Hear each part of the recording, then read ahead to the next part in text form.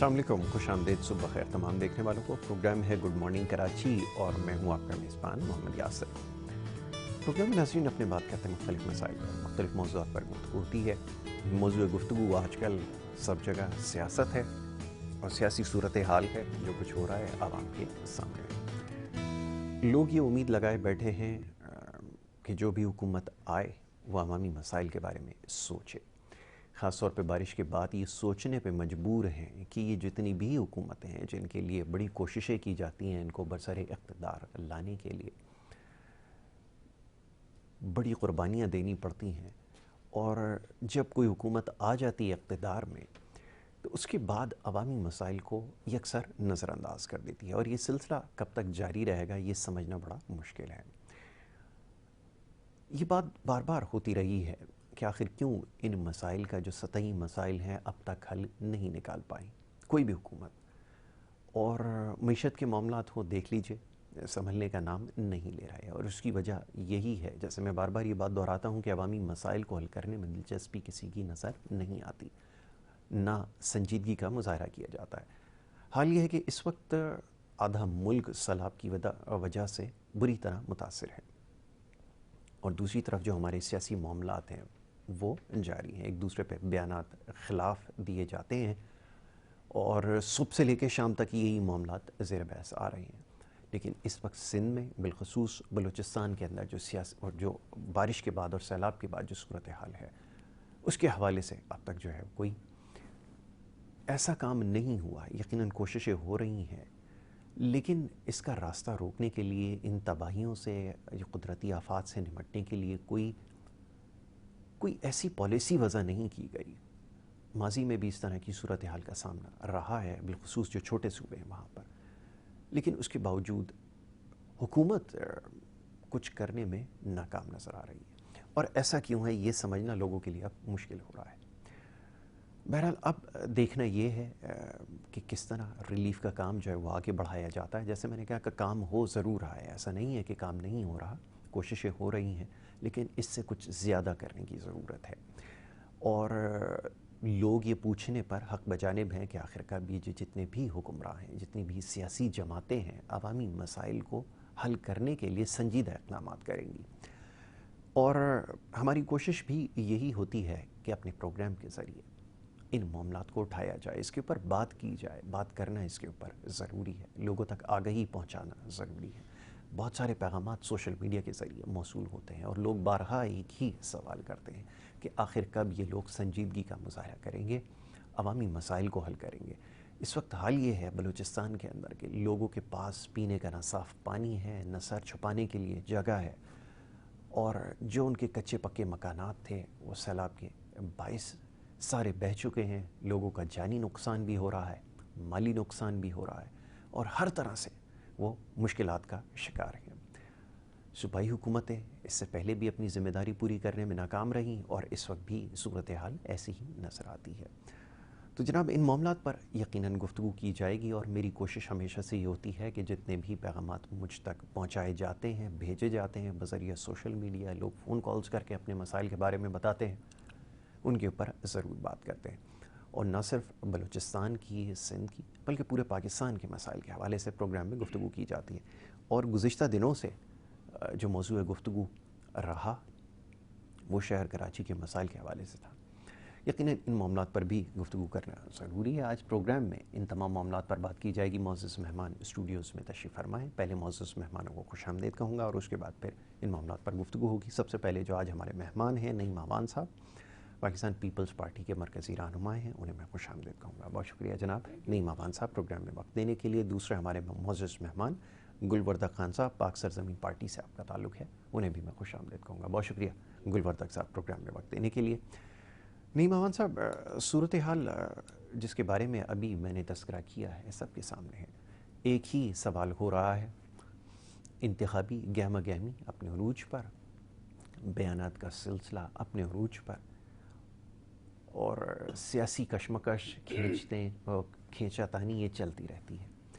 लेकिन इस वक्त बड़ी गैर मामूली सूरत हाल है आपके, क्योंकि जो जमात है उसकी सूबे के अंदर हुकूमत है, और इस वक्त जो सूरत हाल है اس کے لیے کیا کچھ ہو رہا ہے، لوگ یہ جاننا چاہتے ہیں. میں چاہوں گا پہلے اس بارے میں بات کی جائے، پھر اس کے بعد جو سیاسی معاملات ہیں اس کے اوپر گفتگو کرتے ہیں. ذرا صوبے کے حوالے سے میں چاہوں گا ذرا بات ہو جائے. جی بسم اللہ الرحمن الرحیم. یاسر بھی دیکھیں، بات یہ ہے کہ جتنے بھی ادارے ہیں نا پاکستان کے اندر، جیسے آپ نے انٹرو میں کہا کہ یہ اداروں کی اگر سمت ٹھیک ہوتی یا واضح پالیسیز ہوتی ہیں تو آج یہ حالات نہیں دیکھنے پڑتے.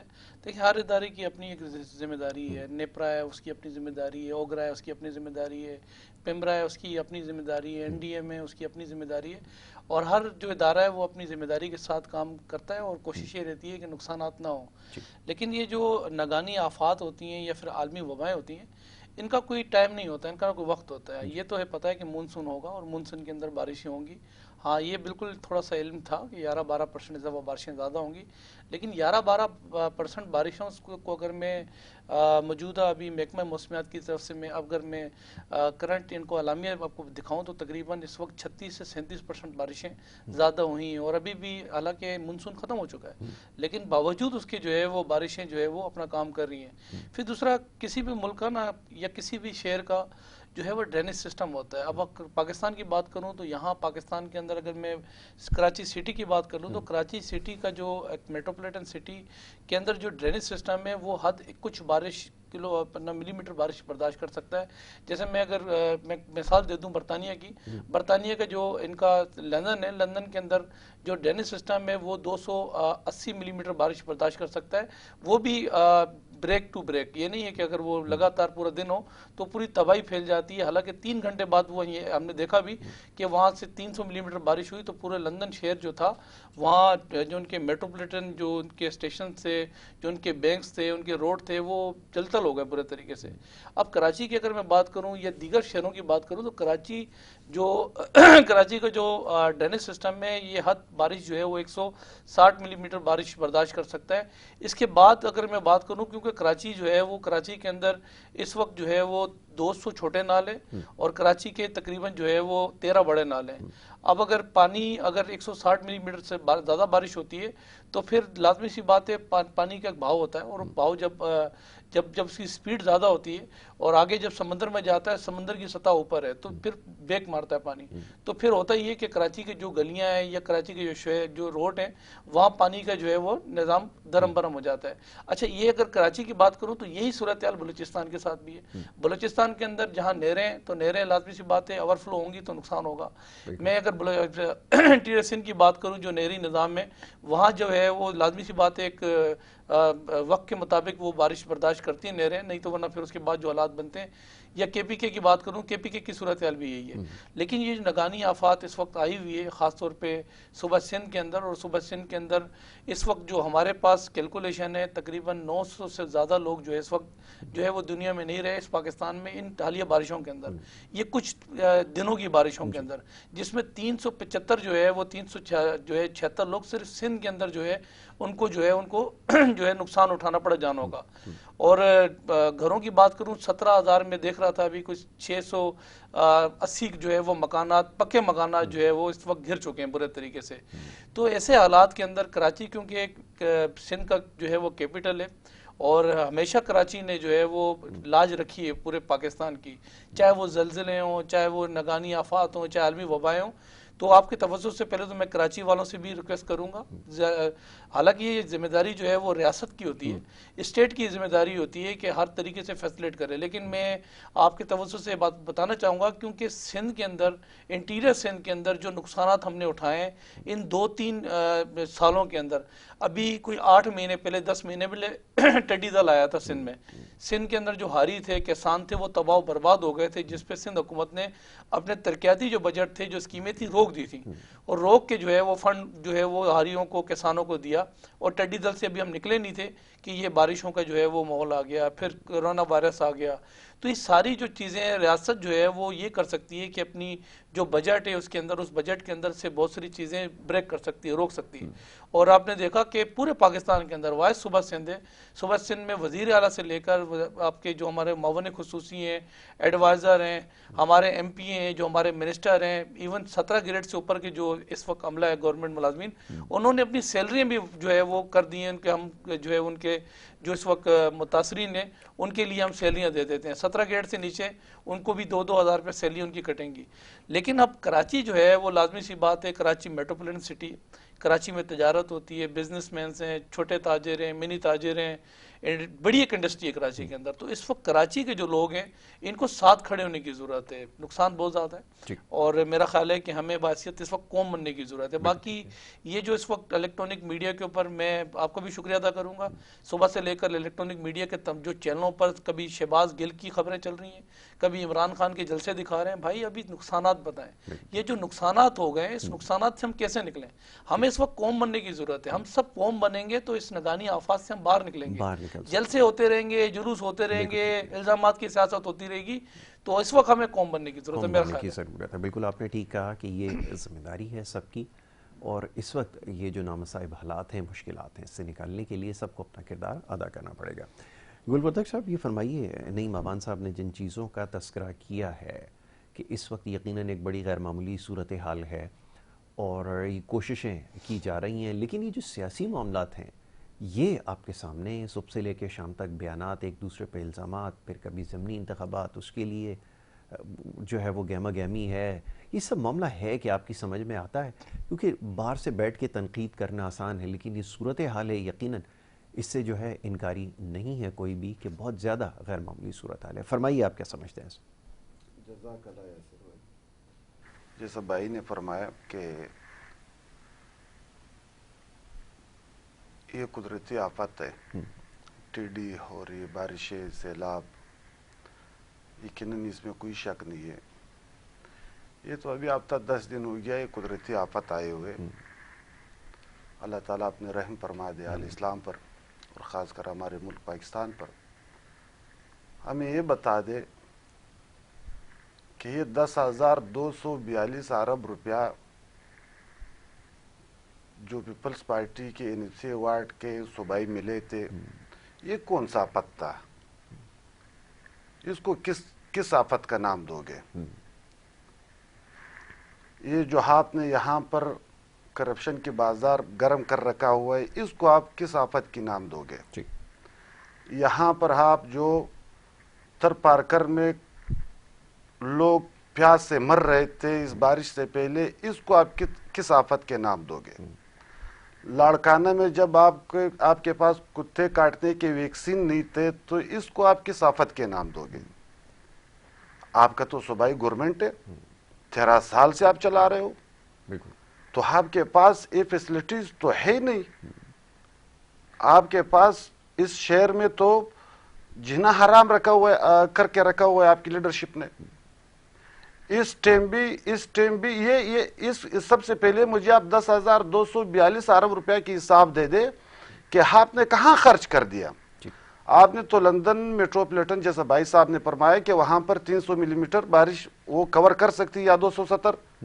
آپ کے پاس تو اتنا رقم ہے, آپ تو 600 ملی میٹر تک بھی برداشت کر سکتے, آپ کام کرا سکتے تھے صبح میں, خاص کر اس شہر میں. آپ نے اندرونی سندھ میں کیا کیا ہے؟ آپ نے یہاں پر کیا کیا ہوا ہے؟ ابھی ڈر کے مارے آپ بلدیاتی الیکشن نہیں کرا سکتے ہو, آپ ڈیلے کر لیتے ہو. کل ہی ہمارے چیف منسٹر صاحب کو پرسوں لاڑکانہ میں لوگوں نے گھیر رکھا تھا. کل ہمارے سوراب گوٹ میں ایک مرکزی نمائندے کو لوگوں نے گھیر کر رکھا ہوا تھا, زخمی کیا تھا. تو اس کا مقصد کیا؟ آپ نے تو کپڑا روٹی مکان کا وعدہ کیا تھا. ابھی تو سیلاب زدگان کے آپ کہہ رہے کہ 17,000 مکان قدرتی آفت میں گر گئے. آپ نے کتنا بنا کر کے دیے؟ آپ نے عوام کو کیا ریلیف دیا ہے؟ آپ کا جو ریلیف ہے وہ صرف بلاول ہاؤس تک ہے, چیف منسٹر ہاؤس تک ہے. وہاں تک جمہوریت بھی ہے, وہاں تک قانون بھی ہے, وہاں پر اسلام نظم بھی ہے. اس کے بعد پھر اندھیر نگری اور کچھ بھی نہیں یہاں پر. تو ہمیں سب سے پہلے اپنی قبیلہ درست کرنا چاہیے. سب سے پہلے دیکھو, ہمارے چیئرمین سید مصطفیٰ کمال نے 300 ارب روپیہ پر اس شہر کو دنیا کا بیسٹ سٹی بنایا, اس شہر کو دنیا کا بہترین شہر بنا دیا. آپ کے پاس 10,242 ارب روپے NFC ایوارڈ کے آئے ہوئے, اور تو چھوڑو, آپ جو رینیو دے رہے اس میں سے بھی آپ پرسنٹیج خرچ کر رہے اسی شہر پر. میں تو اس بات پہ پریشان ہوں کہ آپ بجائے اس کے, میں نے پہلے بھی کہا پروگرام میں کہ بھائی ہمارے لیڈرشپ, اکثر لیڈرشپ اللہ کی قسم خدائی آفت کو دعوت دیتے, اس میں ان کو اتنا ریلیف مل جاتا ہے, اتنا فنڈ مل جاتا ہے کہ پوچھو مت.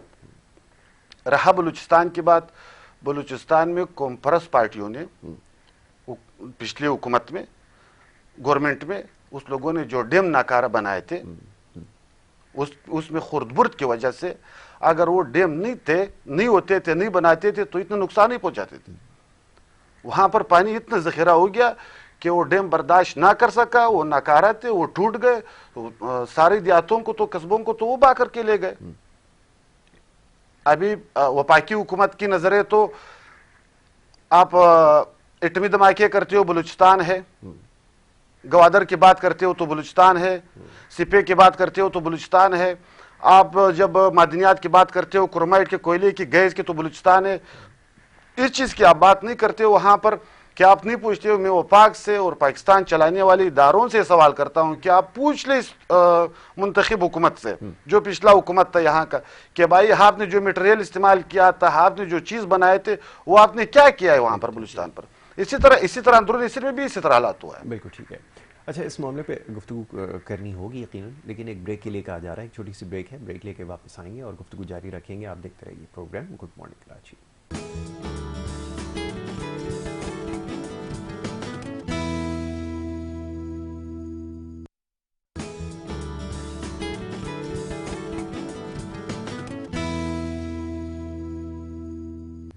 پروگرام میں آپ کو ایک دفعہ پھر خوش آمدید کہیں گے. بریک پہ جانے سے پہلے گفتگو کا سلسلہ جاری تھا, بات ہو رہی تھی ملکی سیاسی صورتحال کے حوالے سے, اور جیسے میں نے ابتدا میں عرض کیا تھا کہ ایک دوسرے پہ الزامات لگتے رہے ہیں اور اس وقت بھی لگ رہے ہیں. صورتحال بہت زیادہ غیر معمولی ہے. بارش کے بعد جو کچھ ہوا ہے یا ہو رہا ہے وہ سب کے سامنے. معزز مہمان اسٹوڈیوز میں تشریف فرما ہے نعیم امان صاحب, پاکستان پیپلز پارٹی سے آپ کا تعلق ہے. کچھ دیر پہلے ان سے بات ہو رہی تھی, ساتھ میں ان کے گلوردہ خان صاحب, پاک سرزمین پارٹی سے آپ کا تعلق ہے. انہوں نے چند ایک چیزوں کی نشاندہی کی ہے, معاملات کی, اس کے اوپر ذرا جواب نعیم امان صاحب سے لیں گے. نعیم امان صاحب, گلوردہ صاحب نے کہا کہ ایک بڑی خطیر رقم جو ہے وہ دی گئی پاکستان پیپلز پارٹی کو, اور 13 سال سے زائد عرصہ ہو چکا ہے ایک صوبے میں حکومت کرتے ہوئے, لیکن وہ کیا رکاوٹیں تھیں, وہ کیا معاملات تھے, مسائل تھے, جس کی وجہ سے ابھی تک یہ جو گاؤں اور گوٹھ ہیں یا چھوٹے علاقے یا شہر کراچی کی بات کر لی جائے, کیوں اس کی حالت اظہار کے اوپر اور نہیں کیا گیا, ان کو بہتر نہیں بنایا گیا. اور ساتھ میں انہوں نے یہ بھی کہا کہ یہ جو اتنی بڑی رقم جو یہاں پر خرچ کی گئی ہے اس کا حساب کون دے گا, اس کی ذمہ داری آپ کے اوپر عائد ہوتی ہے. فرمائیے. دیکھیں, جیسے ابھی انہوں نے الزامات لگائے, میں تو ایکسپیکٹ کر رہا تھا شاید یہ بات کریں گے حالات جو اس وقت بنے میں ملک کے, لیکن بہرحال وہ لیڈرشپ جو اسٹانس دیتا ہے تو کارکنان بھی جو ہوتے ہیں وہ پھر اس کے پیچھے دوڑ پڑتے ہیں اور پھر کوشش کرتے ہیں کہ اس کو کسی طریقے سے اس کو مزید ہائٹ دیں.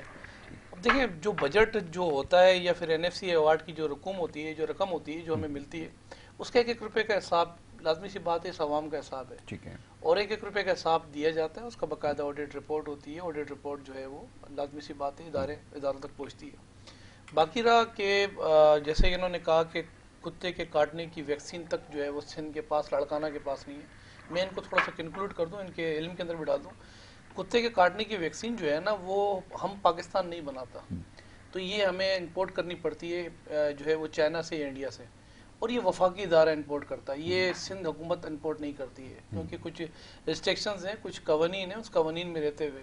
پھر انہوں نے کہا جی بات یہ ہے کہ جو تھر کے اندر جو حالات ہیں, اس میں کوئی شک نہیں ہے, تھر کے حالات جو تھے اب نہیں, میرا خیال ہے میرا بھائی گیا نہیں تھر, اگر یہ تھر چلا جائے تو اس کراچی کے یہ دعوے دار تھے مصطفیٰ کمال صاحب, ابھی میں اس پہ بھی بات کر لوں گا جو انہوں نے دعوے جو کیے تھے اس کراچی کے ساتھ جو کیا تھا, لیکن جو کراچی کے جو روڈ بنا کے گیا تھا نا مصطفیٰ کمال, میں ریکارڈ پر آپ لے لیں, کیمرے اٹھائیں, میرے ساتھ بھائی گل بھائی چلے, کراچی سے بہتر روڈ ہیں اس وقت سر, اور بہتر اسپتال تھر کے اندر موجود ہیں, تھر کے اندر بہترین ڈسپینسری ہیں, تھر کے اندر بہترین اسکولز موجود ہیں. الیکٹرانک میڈیا پہ یا سوشل میڈیا پہ لوگ دیکھ کر جو ہے وہ الزام لگاتے ہیں کہ وہاں جو ہے وہ اتنے بچے جو ہے وہ انتقال کر گئے, بھوک سے, افلاس سے, جو ہے وہ پیاس سے, وہ بھوک سے مر گئے. ایسا نہیں ہوتا. اگر 400 بچے مر گئے تو وہ مرنے کی وجہ یہ ہے کہ وہاں جو ہے وہ قوانین کچھ اس طریقے کے بنے ہوئے ان کے اندر جو سر میں جو لوگ رہتے ہیں 70-80% جو لوگ ہیں وہاں ہندو کمیونٹی کے ہیں، تو وہاں بچوں کی شادیاں کرا دیتے ہیں 12 سال کی عمر کے اندر. اب جب 12 سال کی عمر کے اندر وہ شادی ہو جاتی ہے تو لازمی سی بات ہے 13 سال کے اندر کیا ایکسپیکٹ کریں گے؟ انمیچور بچہ آئے گا. تو انمیچور جو بچہ ہوتا ہے، اگر وہ 1000 بچہ انمیچور ہوتا ہے پیدا، تو اس میں سے آدھے سے زیادہ بچے ویسے ہی فوت ہو جاتے ہیں. تو پھر وہ الزام لگتا ہے کہ بھوک سے مر گئے، پیاس سے مر گئے. تو ایسا کچھ بھی نہیں ہے. دوسری بات یہ رہی کہ مصطفیٰ کمال کی جو انہوں نے بات کی کہ ہم نے 300 پتہ نہیں ارب کے اندر جو ہے 300 ارب روپے میں کراچی کا جو ہے وہ حلیہ ٹھیک کر دیا. یہی مصطفیٰ کمال تھا جس پارٹی کا حصہ تھا، ایک پپی یہاں پر اور ایک پپی یہاں پر. اس کراچی کے اندر ماؤں کی کوکوں کو جس طریقے سے اس مصطفیٰ کمال کی پارٹی نے اور مصطفیٰ کمال نے اس کراچی کا سکون جو ہے برباد کیا. کراچی والے بھولتے نہیں 12 مئی کو، کراچی والے بھولتے نہیں ہیں وہ جو عدلیہ کی جو ہماری چیمبر تھے جس طریقے سے ان کو جلا کے وکیلوں کو تالے لگا کے آگ لگایا. کراچی والے بھولتے نہیں ہیں. میرے آپ کی جو فیکٹری تھی بلدیہ ٹاؤن فیکٹری کے اندر جو وہاں لوگ کام کرتے تھے جس طریقے سے ان کو جلایا گیا. کراچی والے نہیں بھولتے مصطفیٰ کمال کو. مصطفیٰ کمال جب تک الطاف حسین کے ساتھ تھا کراچی کے اندر جو کراچی کو ڈیلیور کیا وہ کراچی نہیں بھولتا ہے. اور آج بھی میں آپ کو بتاؤں، اگر آپ کو لگتا ہے کہ بات یہ کہ 4 پل بنانے سے کراچی ٹھیک ہو گیا یا کراچی کے اندر 2 پارک بنانے سے کراچی ٹھیک ہو گیا، تو آج بھی ریکارڈ پر ہے جتنا کام اس ٹائم پر 1 سال کے اندر شاید 9-10 مہینے کے اندر مرتضی واب نے کیا ہے، شاید ان کے ذہن و گمان کے اندر بھی نہیں ہوگا جتنا کام یہاں جو ہے وہ کراچی کے اندر سندھ گورنمنٹ کر چکی ہے. حالانکہ اس کراچی کے اندر میں آپ کو بتاؤں کراچی کا تقریباً مینڈیٹ ان کے پاس موجود تھا. کراچی کا اگر 40 MP ہے نا تو کراچی میں سے 38 MP ان کی ایم کیو ایم لندن والوں کے تھے. 21 سے نہیں. ابھی دیکھیں نا بات یہ ہے کہ ابھی تو بہت سارے لوگ ہیں نا جو چور دروازے سے لے کر آتے ہیں اور پھر لا کر ان کو آسرا دیتے ہیں، بیٹا فکر نہیں کرو آج کے بعد دودھ کے دھلے بن جاؤ. لیکن بات یہ کہ وہی ہے نا، داستانے اتر گئے، منہ تو وہی ہے نا. کراچی کی بات آتی ہے، بڑے ظالم میں تیرے شہر کے لوگ، بڑے ظالم میں میرے شہر کے لوگ قتل کرتے ہیں اور پوچھتے ہیں جنازہ کس کا ہے. تو یہ کراچی کے حالات جو انہوں نے ڈیلیور کیے تھے، ہم نے تو نہیں، انہوں نے ڈیلیور کیے تھے کراچی کے اندر. پھر کراچی کے اندر آج بھی ریکارڈ پر ہے چائنا کٹنگ کا جو ماسٹر مائنڈ تھا وہ مصطفیٰ کمال تھا. آج بھی کورٹوں کے اندر پیشوں میں جاتا ہے، ریکارڈ پر ہے کراچی کے اندر. اور دوسرا یہ کہ کراچی رہے ہیں لیکن ابھی ثابت ہونا باقی ہے نا. ابھی تو بڑا، اب آپ نے ساری ذمہ داری ان کے اوپر ڈال دی. یہ جو کیسز جو بنے ہوئے نا، یہ کیسز ہم نے بھی نہیں بنایا. میں آپ کو بتاؤں انہی کی جو ابھی ہوتا ہی ہے کہ یہ ایسا ہوا تھا کبھی ٹائم کہ پیپلز پارٹی کو توڑنے کے لیے ایک MKM بنائی. قدرتی بات ہے، قدرتی کیا اللہ کی بلاٹھی بے آواز ہے. پیپلز پارٹی اپنی جگہ پر ہی ہے. ابھی MKM جو ہے نا 4 دھڑ 5 دھڑ جو ہے وہ بن گئے ہیں. کوئی مصطفیٰ کمال کی شکل کے اندر بن گیا ہے. بلکہ یہاں پر جو ہے نا، یہاں میری ٹائم میوزیم کے اندر نا بیچ میں وہ رشیا سے کچھ لوگ آئے ہوئے تھے. وہ سوئمنگ پول کے اندر انہوں نے ایک فش کو چھوڑا ہوا تھا اور فش کے اوپر جو ہے نا ایک ٹرینی تھا، ان کو کہتا تھا رائٹ پہ جاؤ لیفٹ پہ جاؤ کوئی اوپر آ جاؤ، جس کا نام ڈولفن تھا. تو پہلے تو پتا ہے ان کا ٹرینی کون ہے جن کو لا کے کراچی میں ان کو مسلط کیا ہے. کراچی کے اندر ان کو ابھی تک آسرے دے رہا ہے کہ بات یہ ہے کہ تمہارے میئر بھی آئے گا، کبھی MNA کے خواب دیکھتے ہیں. اور حالت یہ ہوتی ہے کہ ابھی 249 کے اندر ان کے ساتھ کیا ہوا ہے، میرا 6-7ویں نمبر پہ یہ آئے. پارٹی کا کون سا چیئرمین الیکشن لڑتا ہے بھائی؟ چیئرمین کود گیا، مطلب صورت حال یہ کود گیا. اور کراچی میں انہوں نے اتنے اچھے کام کیے تھے تو کراچی والے کو ریجیکٹ کیوں کرتے ہیں؟ مطلب اگر انہوں نے کراچی کے اندر جو ہے وہ اگر انہوں نے دودھ کی نہریں بھائی ہیں میرے بھائی، مجھے پتا ہے کتنے کونسلر ہیں ان کے، کتنے چیئرمین ہیں، کتنے MP ہیں. یہ کراچی والوں نے ان کو ریجیکٹ کیا، ہم نے تھوڑے ریجیکٹ کیا ان کو. ٹھیک ہے گلبر تک صاحب فرمائیے. اب انہوں نے کہا کہ اگر یہ سب کچھ ہوا جو کہ ماضی میں ہم سب نے دیکھا ہے، اگر یہی بات تھی تو لوگوں نے کیوں ابھی تک جو ہے وہ اپنا ووٹ کیوں نہیں دیا، اعتماد کا اظہار کیوں نہیں کرائے؟ اس کا جواب دیں. اور ساتھ میں جو الزامات ہیں ہمیشہ سے لگتے آئیں، اس کا دفاع کیسے کریں گے؟ فرمائیے. دیکھیں بات اس طرح ہے کہ بھائی نے کہا کہ جو کتے کاٹنے کے انجیکشن ہیں یہ باہر سے آتے ہیں. تو میں آپ کی چینل کی توسط سے ایک پیغام دینا چاہتا ہوں کہ کرپشن رکوانے کے ٹکے بھی اس دفعہ باہر سے منگوائے تاکہ یہاں پر کرپشن روکے اور خاص کر ان ہمارے بھائیوں کے کرپشن روک جائے. نمبر 1. دوسری بات ہے شاید اس بھائی کی نالج میں یہ چیز نہ ہو. میں نہیں کہہ سکتا ہوں کہ اس کی سیاسی کیریئر کم ہوئے گا یا زیادہ ہوئے گا. اس کی نالج میں شاید اس ٹائم نہ ہو کہ جس پارٹی پہ اس بھائی نے الزامات لگایا شروع ہی دن سے شروع ہی دن سے ان لوگوں نے 2 بندوں کو نمائندہ منتخب کر کے رکھا ہوا تھا، زرداری صاحب نے خاص کر، ایک فاروق نائک صاحب اور ایک اللہ رحم کرے رحمان ملک صاحب کے اوپر کہ جی آپ لوگوں نے اور کام کرنا ہی نہیں ہے، آپ لوگوں نے ملک کے اندر کسی بھی چیز پر آپ لوگوں نے ایکٹیویٹیز نہیں کرنا ہے، صرف اور صرف بابا کو آپ نے خوش رکھنا ہے، الطاف حسین بابا کو آپ نے خوش رکھنا ہے کہ وہ ناراض نہ ہو جائے۔ اور آپ یقین کر لیں کہ سارے امکیم میں کسی نے بھی امکیم لندن کی اتنی خدمت نہیں کی جتنی ان لوگوں نے کی ہے۔ اچھا، ہاں، بروز قیامت اللہ تعالیٰ الطاف حسین کو پیپلز پارٹی کی خدمت کی آڑ میں نہ پنسائے، بس یہ کر لیں، اتنی خدمت کسی نے ماں باپ کی نہیں کی جتنی ان لوگوں نے الطاف حسین کی خدمت کی ہے۔ اور جتنا آکسیجن، جتنا طاقت، جتنا پاور ان لوگوں نے ان کے ساتھ مل کر کے خاص کر اس شہر کو اور اس صوبے کو لوٹا ہے، اور دن کو جو 22 لاشیں گر رہے تھے، یہ بھائی حص پر بھی بات کر لے کہ اس میں کس کا ہاتھ تھا۔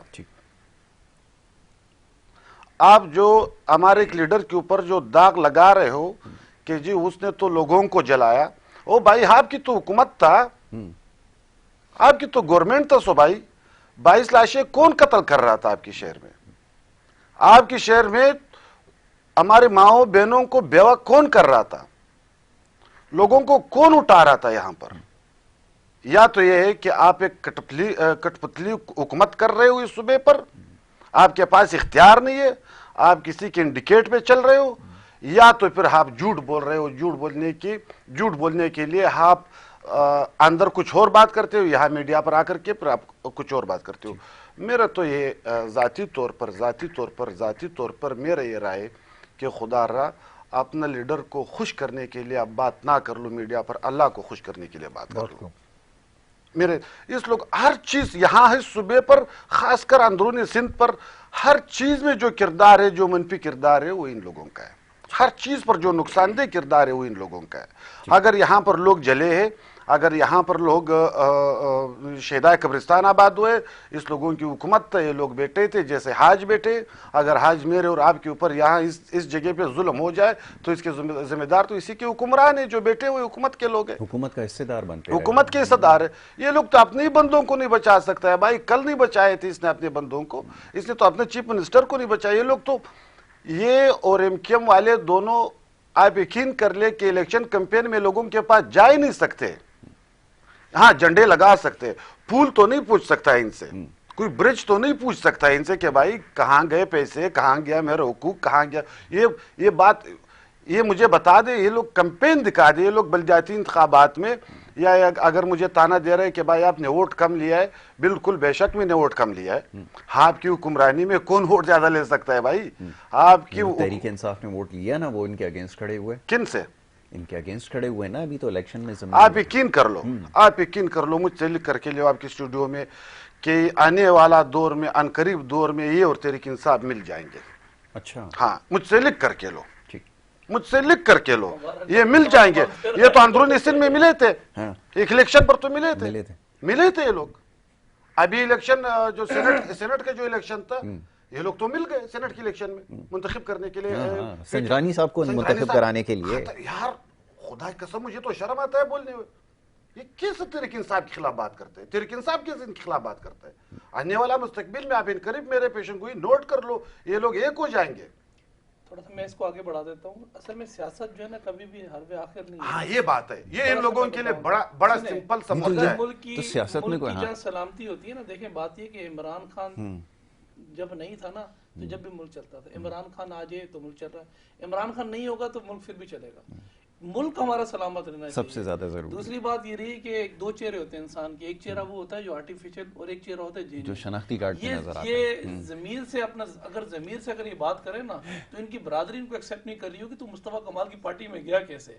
خون کی جو ندیاں اس کراچی کے اندر خون کی ندیاں، میرے بھائی میرا نہیں ذاتی نہیں، میری اپنی برادری نہیں کرے گی ایکسیپٹ۔ میں آپ کو بتا رہا ہوں اس کی وجہ یہ نہیں، میں ریئلٹی آپ کو ریئلٹی بتا رہا ہوں، حقیقت بات یہ ہے کہ حقیقت یہی ہے، ہم اس پارٹی کا ایسا نہیں بنتے جہاں ماؤں کی کوکوں کو جاڑا گیا، جہاں اوکے۔ پٹھانوں کی لاشیں ان کے اٹھا ساتھ- اٹھا کے کوچوں کے جو ہے آپ چھتوں ان میں کے رکھی ساتھ تھے بھائی، گئی، ہمارے ہزارے والوں کی کوچوں پہ آپ جو ہے نا ان کے ڈیڈ باڈی ساتھ رکھی تھے، ہر گئی، گناہ تو کے اللہ معاف شامل- کرے بھائی، ہمیں تو دور رکھیں، آپ 50% بڑی مہربانی۔ 80% پروگرام کا آپ وقت جو ہے وہ جو سیگمنٹ ہے ہمارا وہ اختتام پذیر ہوتا ہے۔ بہت سارے معاملات تھے اس کے اوپر گفتگو انشاءاللہ آگے چل کے ہوگی۔ سیاسی نوعیت کے معاملات ہیں، ایک دوسرے کے اوپر الزامات لگتے آئے ہیں، لگتے رہیں گے۔ جیسے میں نے آغاز میں کہا تھا کہ اس وقت تمام معاملات کے اوپر سنجیدگی سے بیٹھ کے غور کرنے کی ضرورت ہے۔ بریک کا ایک وقت ہو رہا ہے، بریک کے بعد جو دوسرا سیگمنٹ ہے آپ کی صحت کے حوالے سے وہ جاری رہے گا۔ میں معزز مہمانوں کا بڑا شکر گزار ہوں، نعیم امان صاحب، گلبردہ خان صاحب، دونوں کا، کہ انہوں نے پروگرام میں وقت دیا اور شامل گفتگو رہا ہے۔ بریک کی طرف جا رہے ہیں، واپس آئیں گے۔ آپ دیکھیے پروگرام گڈ مارننگ کراچی۔